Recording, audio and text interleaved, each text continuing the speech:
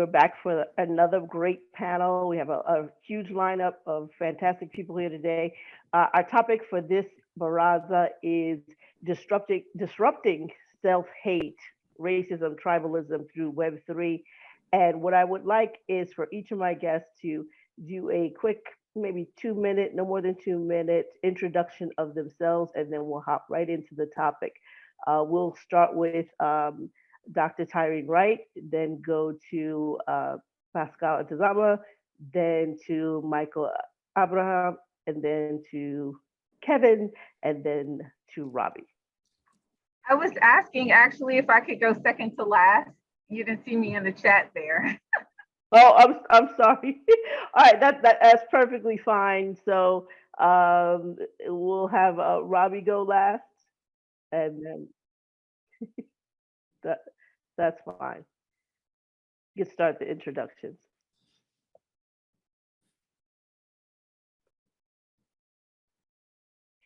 So second was I believe Pascal. So Pascal, you're gonna go first? Yeah. Okay, perfect. I can go ahead. Hello, my name is Pascal. I'm the co-founder and CEO of Cancer Finance. And basically, we're building financial products leveraging Web3 technology and also traditional financial infrastructures. But we are quickly become a venture studio with several solutions across decentralized storage, DeFi solutions, and TradFi solutions as well. And yeah, so I mean, my background is pretty much in engineering, but I've dabbled across multiple different fields. I've been in the space for about, I would say, 4 years now, and really excited to be here, I think for the third or fourth time, and I look forward to participating in the conversation. Thank you.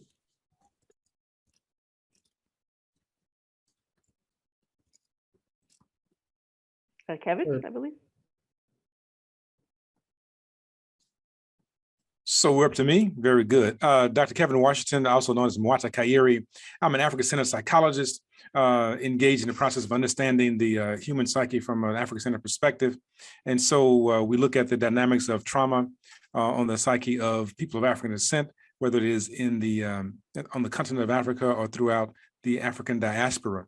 The fundamental reality that we operate from is that we must engage in therapeutic healing techniques that involve the psyche, the essence of our people, and not utilize alien constructs to realign ourselves with our divine purpose. And so I'm the former chair of psychology and sociology at Grambling State University, and I'm also the CEO and founder of an organization, well, Roots Africa, but also an organization known as NANSAPO, which deals with the development of therapeutic techniques called Ubuntu psychotherapy. And Roots Africa, we take people to the continent of Africa, actually to make the fundamental connections in the Gambia with the divine essence of who they are, but also talk about economic development and growth. So we challenge the notions of tribalism in the context of even the diasporan tribalism.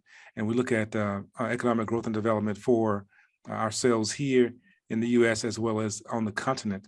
And so that is a major form of our work, is to be able to make the connections between us and the Africans on the continent for economic liberation. Michael. Hi, I'm Michael Abraham. I am the NFT lead with the Tigray Art Collective. Working on an NFT mixed media project, attempting to bridge the gap and fundraise money for an active civil war conflict happening in the Tigray region of Ethiopia. We are mixed media artists, so not just digital, but also physical printed artist. I'm a technologist myself. I have a background in product management and also business development in the Web3 space. Robbie.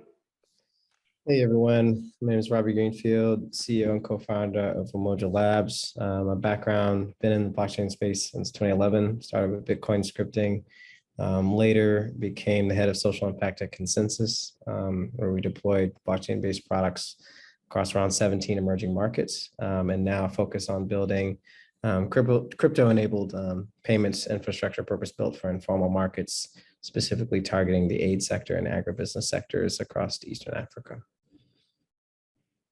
And Dr. Wright.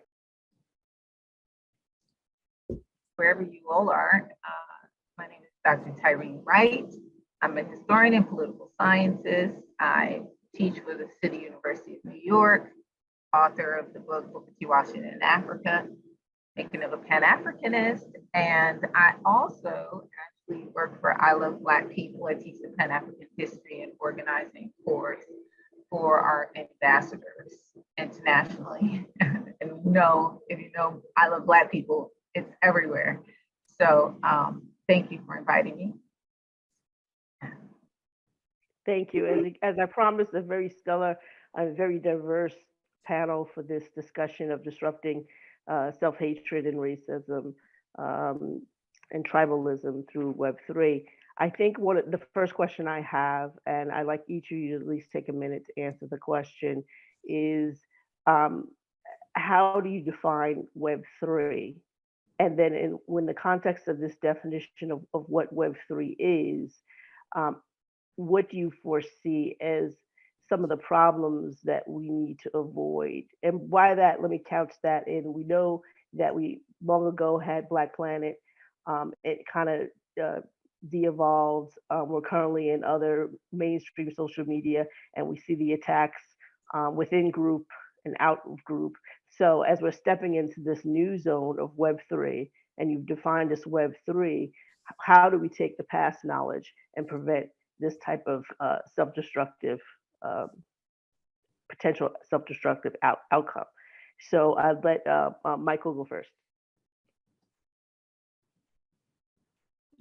So to kind of go into it, when me as an African living here in the US, there are many distinctions that you kind of experience. And also being in technology, there's also various barriers that we kind of experience when it comes to access, when it comes to education, when it comes to kind of, barriers with languages and things like that. So I really do believe that amongst all these different barriers, when it comes to, the rich ethnic diversity that we have on the continent also has a heavy impact on providing access to these things. So, in various situations, when it comes to particularly, in the situation that I'm promoting and actively speaking on, ethnic tribalism is a part of our nature, it is part of our history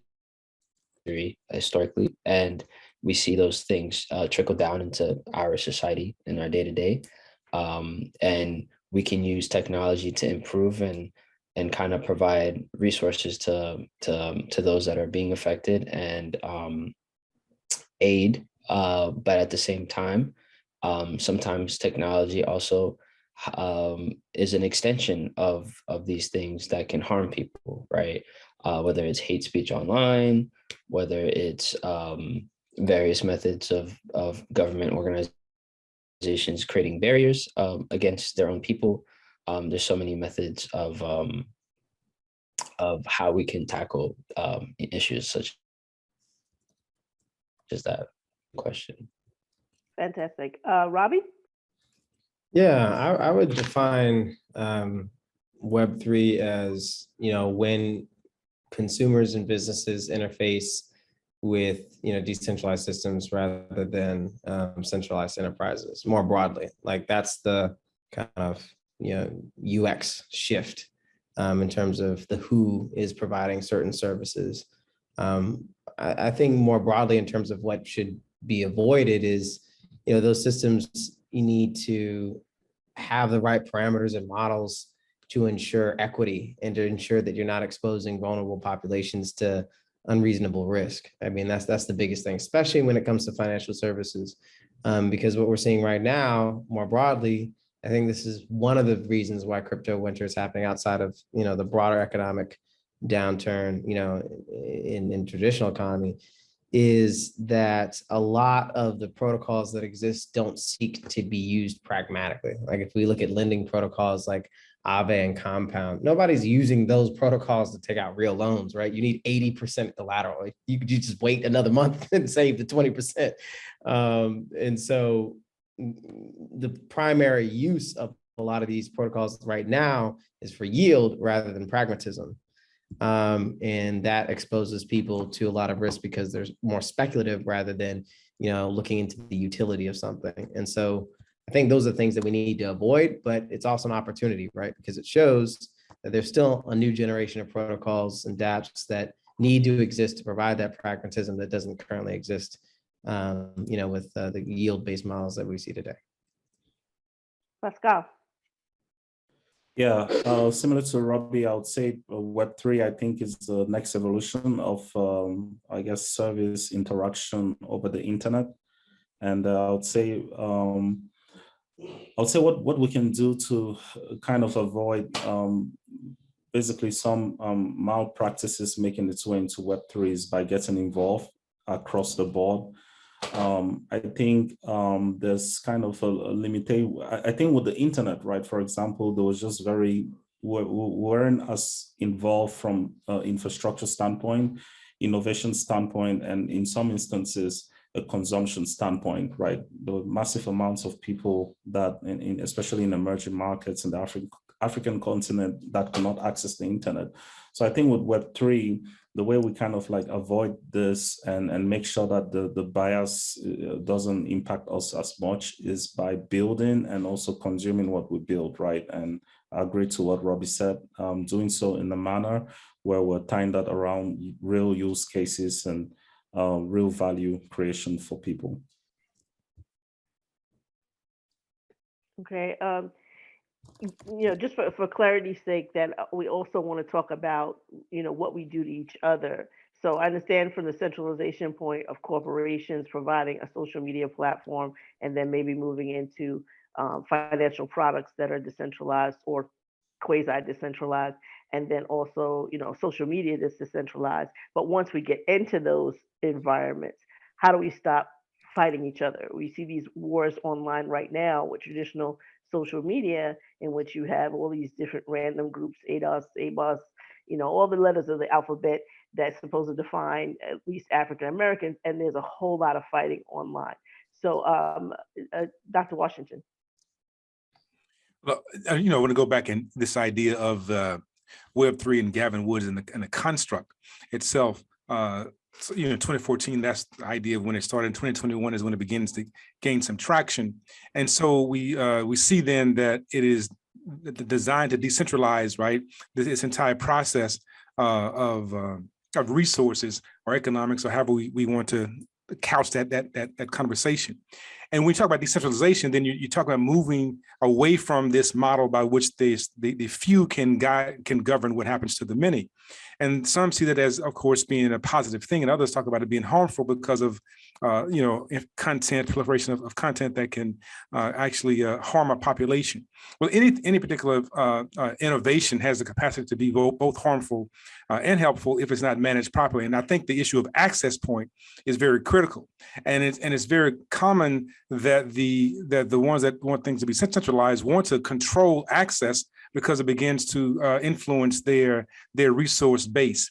And so they begin to talk about the dangers of those who may not be able to be savvy enough to handle the content of the resources, how they may be damaging to the entire populace.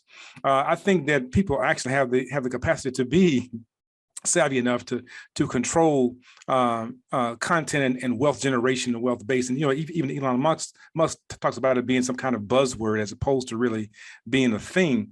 So we want to suggest then that the concept of the internal fighting is not a function of the innovation. The internal fighting is actually a product of the internalization of a population that sees itself as somehow being destabilized. And so when we begin to gain some access or access points, oftentimes people who have been harmed begin to met out that harm against others to make sure that they maintain access. It doesn't matter whether that was around the issue of colorism, right? In certain spaces where we have colorism and populations that gain power and agency around having the lighter complexion over darker complexion. So people began to intermarry in certain spaces like Louisiana, even in West Africa and Ghana and other places.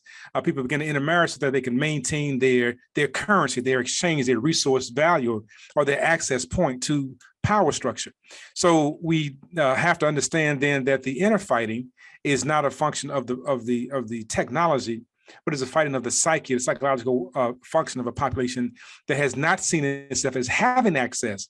And now that it has a semblance of power, it will begin to impose the hurt and pain that it has encountered onto others. And so our real goal is to make sure that people have not only the access point, but they also understand the idea of the scalability of such, the privacy of such, and their real impact in the world through the efficient use of the resource. And that, I think, is a major part of Web3, is that it begins to let people have this access, but also we have to make sure people feel empowered to use it properly in order to enhance the value of themselves and others at the same time. Thank you. And Dr. Wright, how do you define Web3, and then how do we stop within this new world of Web3 de-evolving into tax among one another? Well, when I think of Web3, I think it really, the core issue of ownership and allowing access, which is something that probably eludes us in the current time, because as soon as you are in that space, your identity is accessible, right? People, they can locate you, you have IP, you have all of that. I mean, so, and we know all about algorithms and things of that nature that identify us and tailor information to suit us and eliminate information that perhaps they don't want us to see or have access to, so to speak. I mean, we know that our location impacts how we experience the virtual reality, even though we think that we'd like to think that we can access something all the way on the other side of the world, but there is essentially things that keep you from doing that, particularly your IP address or your location in the world in terms of doing that. So I think about access and ownership. So the fact that you can have some ownership of what you're participating in, you're accessing, whatever you're creating in terms of content. And so those are the characteristics that I would say are defining points for me in terms of Web3.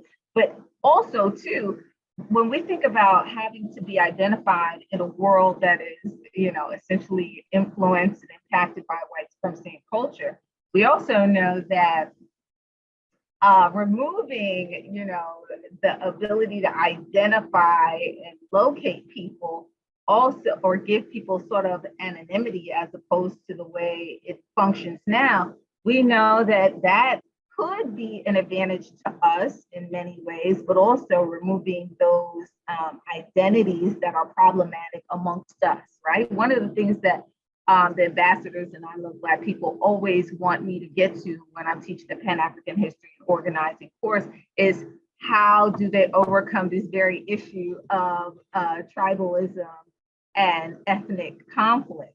And so likewise, it provides some level of, I guess you could say, anonymity or not divulging one's location and those things that are specific to us ethnically and or nationally in terms of, the African world, whether you're in the US or whether you're on the African continent. So I think those are some of the defining characteristics for me in terms of Web3 and perhaps the benefits for us in terms of a global African world, right? Thank you, Dr. Wright. Actually, building on what Dr. Wright just said, and I'm going to start with Pascal answering this question. And be mindful, we probably only have about 10 minutes left. So I'd like everyone to tackle this question in about a minute or so.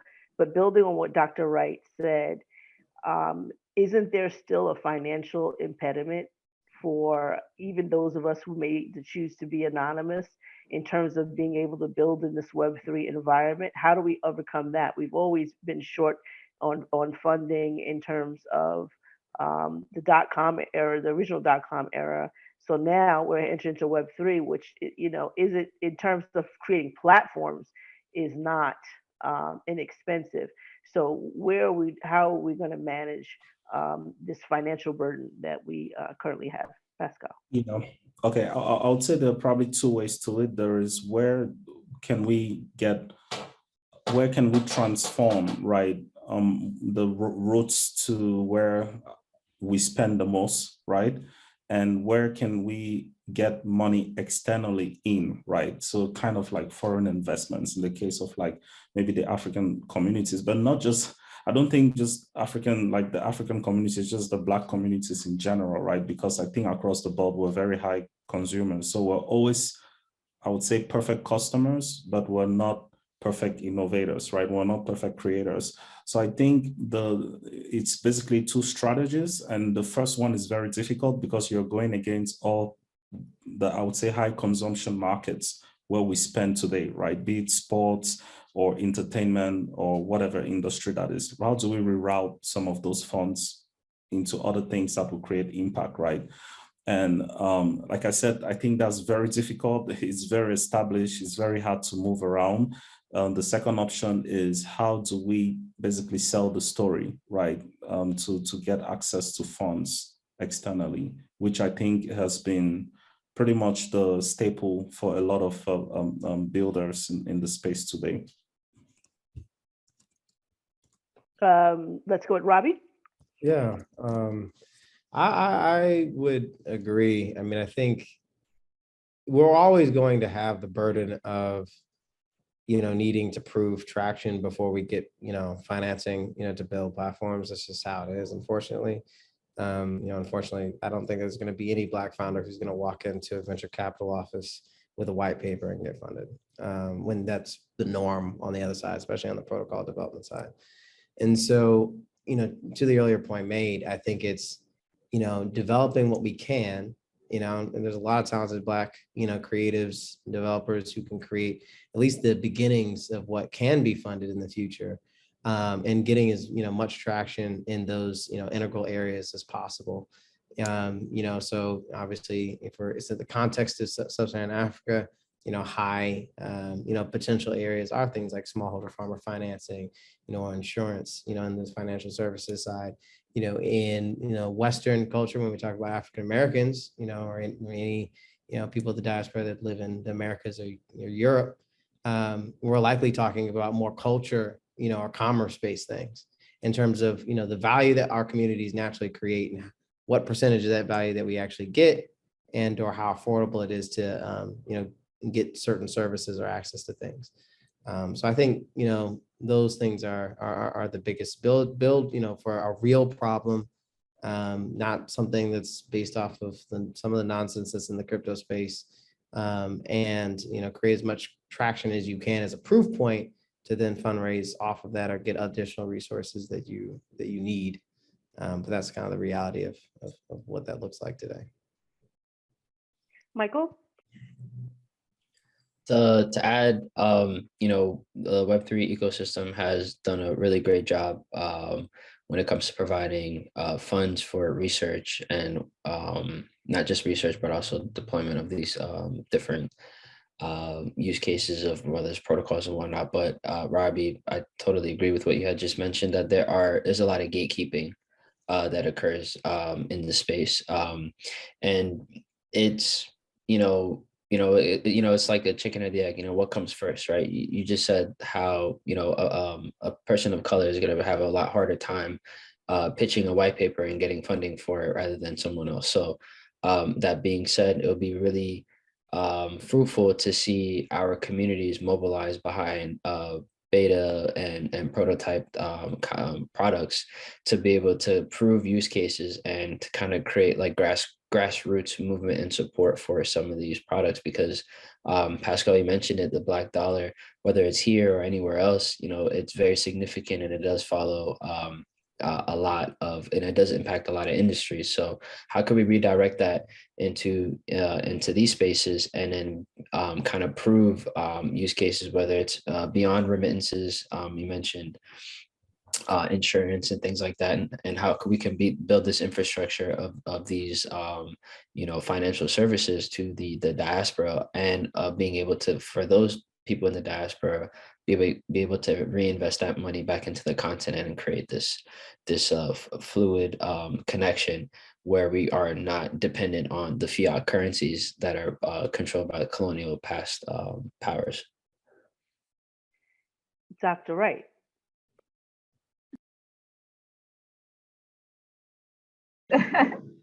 Well, first off, I wanted to just say that, so Web3, I think, because of what it uses in terms of sending, the currency, it does give access in many instances because you can use native payments, right? And so that gives access to people who generally have not had access in the past.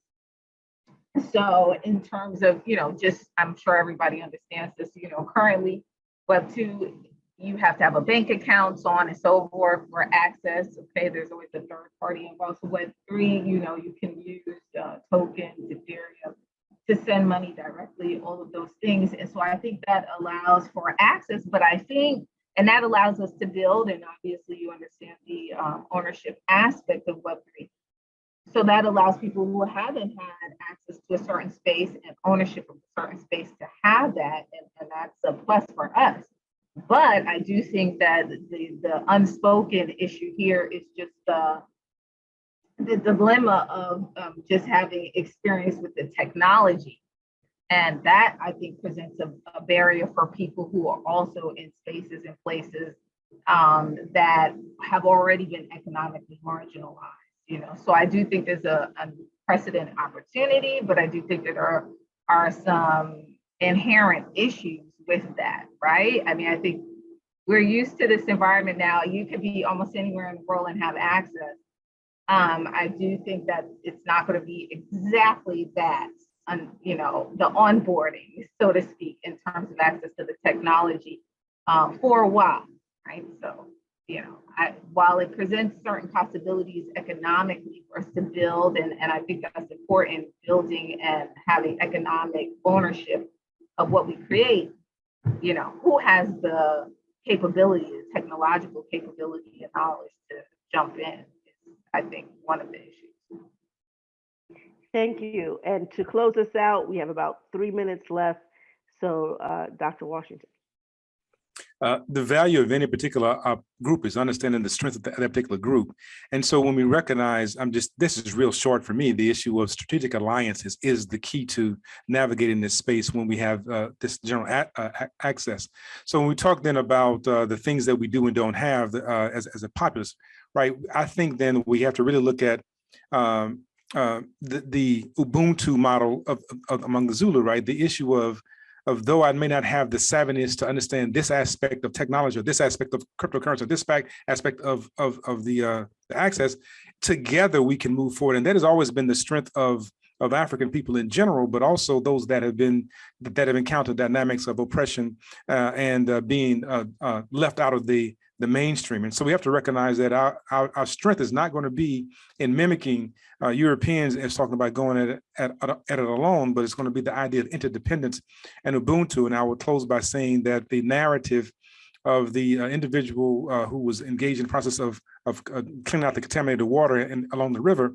And so what happened is that he was cleaning the water with other scientists, and he realized that the work was futile. He went upstream and then realized that there was a dead cow leading to the tributary of the river. He removed the cow, and the river water was clean and purified. My point is, too many times we spend our lives being downstream trying to detoxify something. We should be going upstream to remove that which is contaminated in the entire process. Our process is understanding that we must understand the power and value of one another, and that when we practice Ubuntu, collective work coming together, this is where we will be able to navigate these Web3 and anything else that comes about. But as we try to mimic our oppressor, the colonizer, we will always be destroyed. Thank you. I'd like to thank this wonderful panel. I mean, the time was way too short. Very varied backgrounds of Pascal, Robbie, Dr. Washington, Dr. Wright, and Michael as well. I just want to close out by saying that, I hope going forward, we will kind of move away from some repetition of terms that we have kind of digested. I felt it coming from Robbie. I felt it coming from Pascal and Michael. Main reasons why I let them go first is because you guys are younger. The thing that I fear that is being digested a little too much is this: we have to prove ourselves. No, you don't. No, you don't. You already have what you need, and what you don't have, you can pull from the underworked among us who have the degrees to be able to do it. The difference is funding. difference is getting the funding. And if that means going to within the African population, because it's a wealthy African population, it's a wealthy African American population, a wealthy Caribbean population, and saying, hey, stop looking at what mainstream social media is doing and producing and waiting for the Googles and stuff. We're here. We have the degrees. I can put a team together. I already know I have this certification, this certification. If what I don't have, I know 10, 15 other people because we're all out of work and we're all underfunded. So stop repeating this notion that we have to prove and build ourselves by the bootstraps because we know daggone well, and Robbie, you said it, most of the time it is not done by that 1% of the white males that graduate from the Ivy League. They just do the handshake. They're in a certain fraternity. They went to the school and they get funded for stuff like bodega cats and other nonsense. So thanks again to this wonderful panel. I hope that other conference attendees definitely reach out to you individually and further pull from the wealth of knowledge that each and every one of you has. Thank you. I'm Deidre McIntyre from Black Blockchain Summit. And this has been the Disrupting Self-Hate, Racism, and Tribalism Through Web3 panel.